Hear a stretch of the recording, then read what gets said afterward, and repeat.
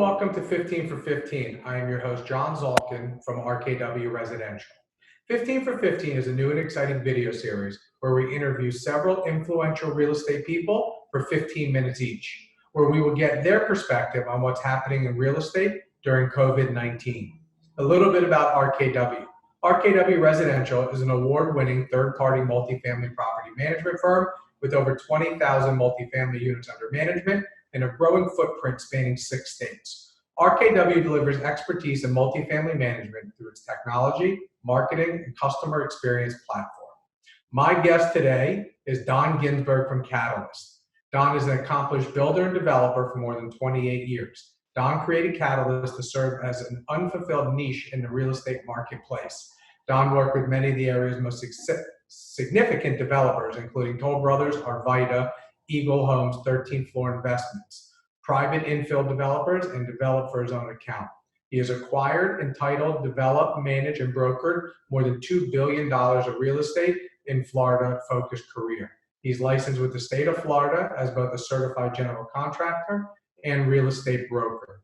Don, congratulations for being the first 2-time 15 for 15 person. You should feel honored and thrilled. Well, thank you, John. Yes, thanks. It's a pleasure. Are we on? Yeah, we're on. So part of the reason why I wanted to bring you back on is we got a lot of questions about some of the topics that you were talking about. Most importantly, the defaults, CMBS, note sales, non-performing loans. I think when we last spoke a couple of weeks ago, the market was at one place, but it looks like it's turning more. As I've started interviewing more and more people, especially people in the hospitality and retail space, whether it's on 15 for 15 or conversations I'm having offline, it seems like things are starting to move towards a path where we're going to start seeing more defaults, bankruptcies, non-performing loans, and things like that. So I thought I'd bring you back on to really walk us through what is non-performing loans, the evolution of distressed assets, really where we stand today, where we stand tomorrow, and where we stand in the next 3, 6, 8, 10, 12 months, as much as you can put your crystal ball on, having been through this and being a major player in 2008, 9, 10, and 11, I figured let's step back from our last conversation and really give the origins of this. Sure. Well, I appreciate the intro. And yes, while I've been a builder and a developer, as I said previously, you and I both, and a lot of us got a PhD on the street, having worked out in the prior recession, 08, 9, 10, 11, 12. My firm worked out about $500 million worth of distressed Florida real estate. And that took all forms. We worked for lenders, we worked for underwater borrowers, we worked with bankruptcy foreclosure attorneys, we worked with trustees. We had our hands in all sides of it in the last downturn, and we're kind of starting to feel like we're heading down that path again. So at the moment, things are, we're starting to crawl out of our stay-at-home quarantines. People are starting to come back, but the comeback seems a lot slower than we might have anticipated when we first thought about going into stay-at-home orders. And I naively thought that when the month or two was over, we'd flip a switch and people would go back to regular business. And now it appears that the slow crawl back is going to have some serious economic repercussions. Restaurants cannot stay in business at 25 or 50% occupancy. Restaurant margins have been squeezed. That business is tough. The retailers, we've seen many of them not be able to hold on.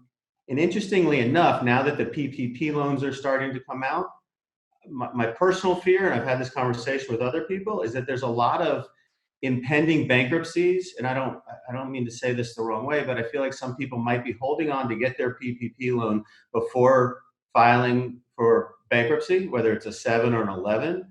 At least they would have some liquidity going into that situation. So we will most likely see from Memorial Day throughout the summer a significant increase in bankruptcies.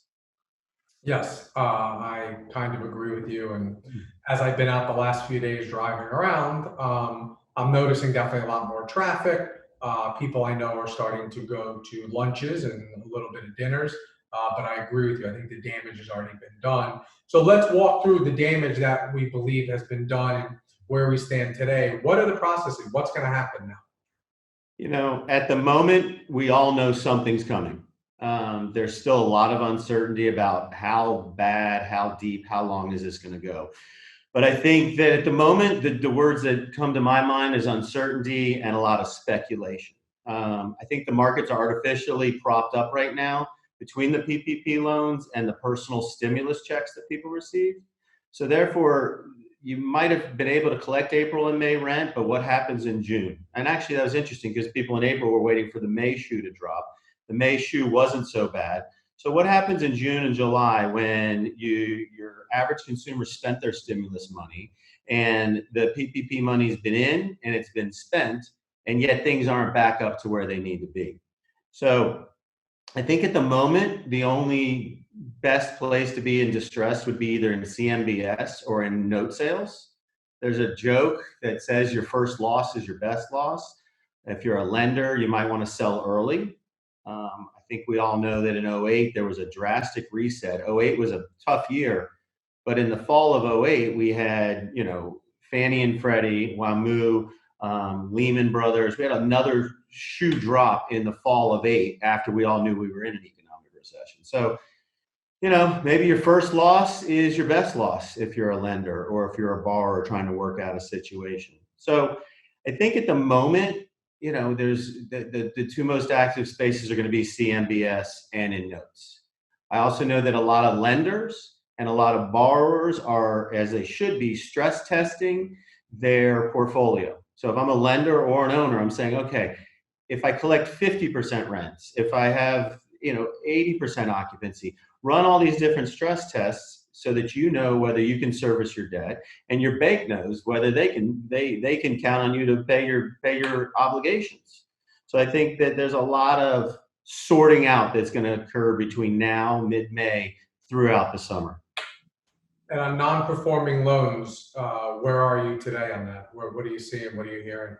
At the moment, there's so much, a lot of banks, a lot of people received an automatic 90-day forbearance. So if you had that forbearance, you kind of, we're not kicking the can, but I do think we're forestalling what people know. So I think there's a balancing act of, like I said, stress testing what you have and combining that with this 90-day deferral, which arguably is going to be April, May, and June. So I think we'll really start to see non-performing notes in the latter half of the summer. However, I've heard of note sales. At par, close to par, not a heavily discounted note. And I'd like to take a sidebar there on note sales as you think about what type of, if you're a buyer of this distressed paper, are you buying the paper to foreclose and get to the real estate, or are you buying it at a discount to where you could perhaps rewrite the borrower, keep him in he knows his asset better than you do, but now you bought his note at 70 cents, so you have the ability to work with him and even infuse new capital and give the guy some leash to try and save his asset while at the same time make economic sense for you. Sure. So I think that's what we're seeing today from the groups I'm talking to is the best assets first and best in class are going to go first because that's the easiest way to raise liquidity. So you're seeing some of the big groups out there sell some, right when this happened in March, there were big margin calls and there was a bunch of transactions, 95 cents to 100 cents on the dollar. Today, it's one-off transactions that you're seeing. And I think you're going to continue to see best assets go. And then when the wave comes, which we know is coming, but I will also tell you this, I don't know how much we know it's coming because the Fed has put a lot of money into our system. I know multiple banks who've received large amounts of money and the Fed told them, hey, we'll see you in 12 months, get your stuff together. So if that's the case, then we may not see anything till first quarter of 2021. And I think, usually when everyone's waiting for the same thing, it never happens. Everyone, all the emails I'm getting, distress this, distress that, funds, this, that. And that's why I kind of wanted to bring you back on because as I said earlier in one of my, I don't know if it was on 1550, our conversation, but today there's a crazy amount of money chasing few deals. Yeah. I have a feeling that if this does break the wrong way, there's not going to be as much money because people are going to be hit hard chasing a lot of deals. And I think that's kind of what you saw in 2008 and 9, where everybody was throwing their paper away and no one had money to buy it. But if everybody has money to buy it, then what's the definition of inflation, right? Large amounts of money chasing few deals. And so I think you may get this stuff inflated for a while. And I think it'd be interesting to see where that goes from there. Yeah, we agree on that. I think there's a lot of capital on the sideline waiting for this shoe to drop. So, it doesn't happen at once. It's going to happen slowly over time, whether it's the forbearance or the artificial props or government subsidies. The evolution of distress is going to certainly unwind throughout this year. And in my opinion, all of 2021. I'm an optimist by human nature, but I'm a realist by what we read and what we understand. And double-digit inflation should be with us through 2021. So there's a lot of yin and yang. There's a lot of money on the sideline. There's a lot of perceived distress. But I agree with sometimes when you're waiting for something to happen and everybody's looking for the same thing to happen, it doesn't happen, or it takes on a different form than one might have thought it would happen. Agree 100%. Look, Don, I said I wanted to do a quick one with you because, like I always say, you and I talk like this all the time. We could talk for days. But I just kind of wanted to get kind of like the state of the market. You're somebody who has a pulse. You're in an interesting space. You deal and talk to a lot of different people. So my thought was to keep bringing you on, just to keep giving more updates and what you're seeing as you talk to your people throughout the day and vice versa.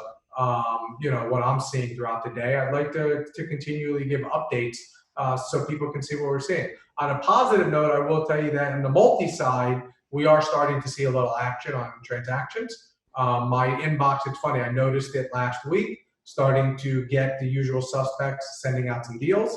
I know some of the big boys we both know are quietly starting to put deals back under contract.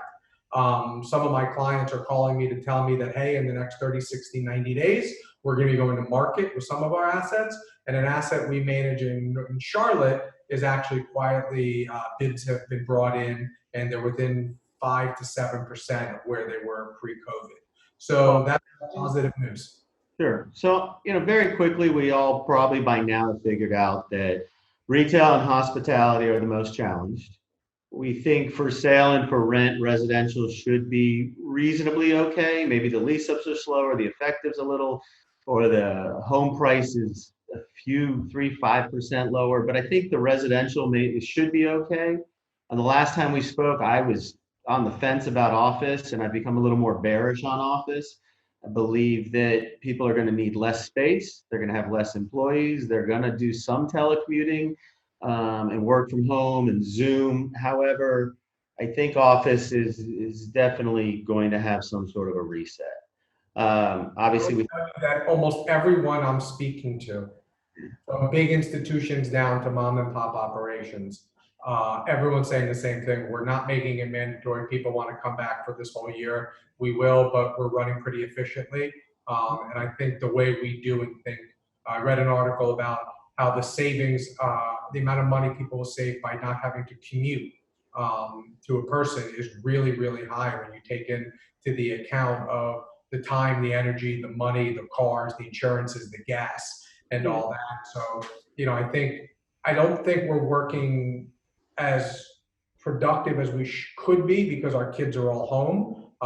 And so I think when the kids go back to school or camp opens up and we can get the kids back out, I think then the effectiveness and the productivity is going to go through the roof, and people are really going to start keeping people home. And when a buddy of somebody we know told me that his office is up in September, big beautiful office, and he said I'm walking from it, and I'm going to get a much smaller office with a really nice conference room for when we have to meet clients and people. He's like, but everyone I know is working well from home. They love not having commutes. And he's like, we haven't missed a beat. And they have probably had 3,000 or 4,000 square feet. Not a monster office, but those are the people that are also starting to walk from office space.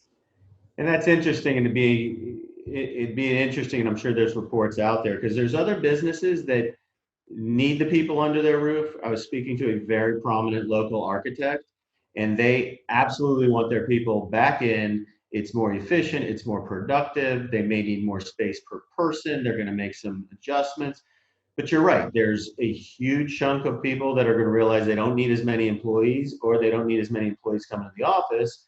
And there's still that subset that's going to say, no, in my business, I need to see you every day. So I wanted to pivot with you, John, and we talked about a note sale, and next year there'll be an REO and this and workouts and short sales and everything that, my firm was doing in the prior recession, and touch on a couple of things. One, as we all are learning, is you have to be patient. I think that if you're a borrower seeking advice from your bank, or you're a buyer trying to buy notes or buy or figure out how you can play in the distressed space, I think it all comes down to patience. And we all say this in every phase of a recession or contraction or expansion: relationships. If you have the relationships, you've got to play to your relationships. If you're trying to buy, if you're friends with bankruptcy attorneys or foreclosure attorneys, you got to work the relationships you have. And if you don't, call someone like myself who has those relationships and can sort of give some advice and some color and some clarity as to where each situation is. And it's always, what problem are we trying to solve? Are we trying to keep the bank out of the chain of title because there's environmental issues? Are we trying to solve a margin call? Are we trying to solve cash flow? There's always some problem that needs to be solved. And if you can figure out how to solve that problem, you can be very effective, no matter whether you're on the debtor, creditor, or third party side of what you and I believe is coming up over the next 12 to 18 months. I couldn't agree more. That's a great way to wrap it up. And I have a feeling you'll be my first three-peat here. So we look forward to seeing you again. So thank you so much. And everybody, if you want, you can visit rkwresidential.com to see this video. Thanks, Don. Thank you.